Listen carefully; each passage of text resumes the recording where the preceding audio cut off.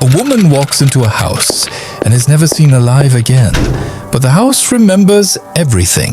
112 Ocean Avenue. The name alone is enough to make people shiver. Most know it as the setting of the Amityville Horror, a place cursed by whispers, possessed by its past. But this isn't that story. This one starts in Chicago, or so it seems. A young woman vanishes. Her name, her city, her age. They keep changing, but one thread runs through every version. What happened to Rey Rivera was not supposed to happen. Rey Rivera was a 32-year-old writer and aspiring filmmaker living in Baltimore, Maryland. And in May of 2006, he vanished, leaving behind no footprints, no witnesses, only questions. Questions that refuse to die. May 16, 2006. A grey Baltimore morning, Rey kisses his wife goodbye. She's off on a business trip.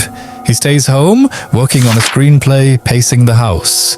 The phone rings once. No voice on the other end, just a single ping traced to the switchboard of the company where his best friend is CEO, Stansbury and Associates. Within minutes, Rey grabs his keys, leaves in flip-flops, leaves behind his money, his credit cards. He doesn't even close the front door. He's never seen alive again.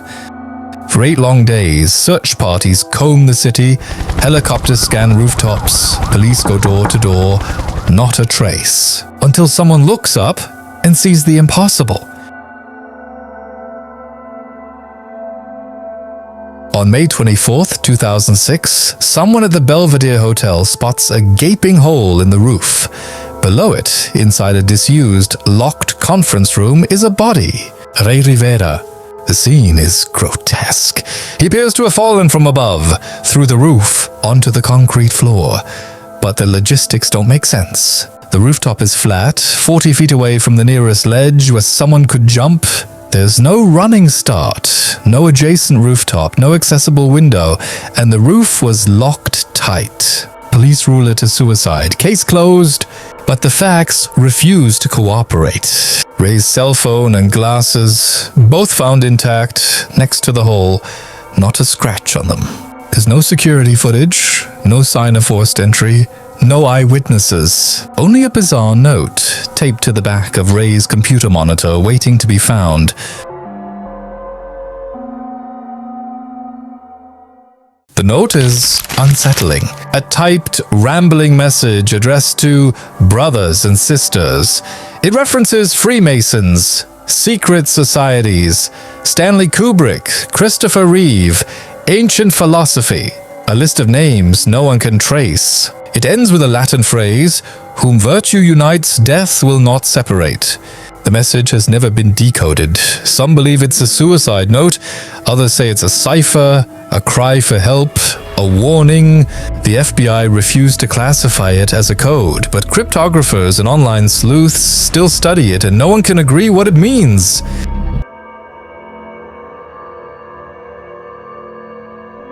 Rey Rivera had always been a man in motion, full of energy, ideas, and ambition. When he accepted a position at Stansbury and Associates, it wasn't just a career move. It was a leap of faith made for friendship. Porter Stansbury wasn't just his boss. He was Rey's closest confidant. The two had met years earlier and developed a bond rooted in mutual respect, loyalty, and shared vision. That trust brought Rey and his wife, Allison, across the country to Baltimore, where Rey would join the financial publishing giant in what seemed like a new, exciting chapter of his life. But behind the company's glossy facade of investment tips and market analysis, something darker may have been stirring. Rey's work at Stansbury & Associates wasn't just editorial. He had access, perhaps more than most, to sensitive internal reports, private correspondence, and proprietary research.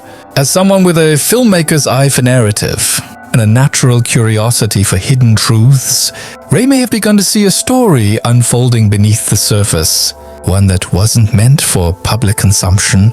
In the weeks before his death, Rey became noticeably preoccupied. He spent long hours in his office, furiously typing, scribbling notes, researching. Allison noticed the shift immediately. Normally open and talkative about his writing projects, he had grown quiet, evasive. Whenever she asked what he was working on, he would offer vague replies or nothing at all. "It's just something I have to finish," he said. But there was something in his tone, urgency, maybe even fear, that left her uneasy. What was this article that consumed him so thoroughly? Was he delving into something controversial? Perhaps even dangerous? Then Rey disappeared. In the days that followed, the response from Stansbury and Associates was cold and unnerving. Porter Stansbury, the very man who had invited Rey into the company, did not issue a statement. He didn't reach out publicly to the family. He said nothing. His silence was deafening. Inside the firm, the atmosphere turned impenetrable. Employees were swiftly instructed not to speak to the press or even to the police. Legal teams were deployed, gag orders enforced. No one was allowed to cooperate. What could justify such a veil of secrecy over the loss of a friend and colleague? To Allison and others close to Rey, it was more than suspicious. It was chilling. What was Stansbury and Associates trying to hide? Was there something in Rey's research that struck a nerve? Something the company or someone connected to it couldn't risk being exposed. Even more unsettling was the presence of surveillance. There were whispers, unconfirmed but persistent, that Rey had believed he was being watched in the days before his death. He'd mentioned it offhand, even joked about it, but now in hindsight those remarks seemed less like paranoia and more like a cry for help. If he was onto something dangerous, could someone have been monitoring his every move? A man consumed by a mysterious project, a company enforcing silence, a best friend who vanished into legal shadow. These were not the pieces of a typical workplace tragedy. They were the fragments of something far more sinister. Was Rey Rivera working on an exposé? Was someone watching him? Had he uncovered a truth so volatile that it led to his silencing? Whatever the answers, the silence from those who knew him best continues to echo, and that silence may speak louder than words ever could.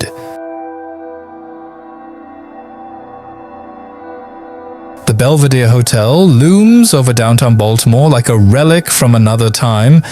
Its once grand facade now weathered, its silent halls echoing with the past.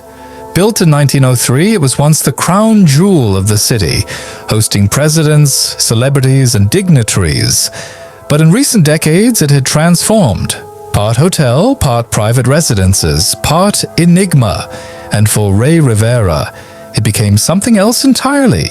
A final destination, a question mark with marble floors and locked doors. But the Belvedere is more than just a setting in Rey's story. It's a presence, a character in its own right. Ask anyone who's lived or worked there and they'll tell you the Belvedere breathes. Staff have whispered about the building's odd behaviors for years. Elevators that move on their own in the dead of night, descending slowly with no one inside, no button pressed. Always to the 14th floor, the very floor above the conference room where Rey's body was discovered. Security footage offers no explanation. The elevator doors open into an empty hallway. Then they close again. And it's not just elevators. Guests have reported televisions flickering to life at exactly 3:15 a.m. Not with the programs or static, but something stranger. A low hum, broken occasionally by a burst of indecipherable whispers. No one admits to setting an alarm. No timer. Just that time, that sound, again and again. One former resident recalled the sensation of being watched whenever she entered her room. Not just a passing chill or an overactive imagination. Something constant, oppressive. It felt like I was trespassing, she said, like the building itself resented me being there. She moved out after one night. Others have reported shadows, faint at first, like tricks of the eye, but then bolder, lurking in corners, crawling across ceilings, shadows that didn't behave the way shadows should. One man insisted he saw a figure standing just outside his door, visible through the frosted glass. When he opened it, the hallway was empty. No sound, no footsteps. Some call the Belvedere haunted, but not by the dead in the traditional sense. Not by ghosts in tattered gowns or flickering candlelight. The spirits here, they say, are made of something heavier. Regret, secrets, memory, maybe even guilt. The kind that sticks to the walls. And then there's Rey. Since his death, some believe the building has only grown more restless. The 14th floor has a gravity now, drawing stories, drawing fear. Even those who don't believe in the paranormal admit there's something off about it. A tension in the air, an expectation. Could Rey's final moments, whatever they truly were, have left a mark? Those who knew him describe Rey as rational, grounded. He wasn't the kind of man to leap from a rooftop without explanation. He wasn't suicidal. He was searching for something. And now many wonder, did he find it there inside the Belvedere? Or did something find him? There are no easy answers in that building. Only locked doors, shuttered windows, and questions that still pace the corridors late at night, waiting for someone brave or foolish enough to ask them. And that brings us to the end of Rey Rivera's perplexing and tragic story, a case that has haunted many for years, with more questions than answers. Was it an accident, a carefully orchestrated disappearance, or something far more sinister? Now, we want to hear from you. What do you think happened to Rey Rivera? Share your thoughts, theories, and questions in the comments below. Don't forget to like, subscribe, and hit the bell so you don't miss our next deep dive into the unknown. Until next time, stay curious.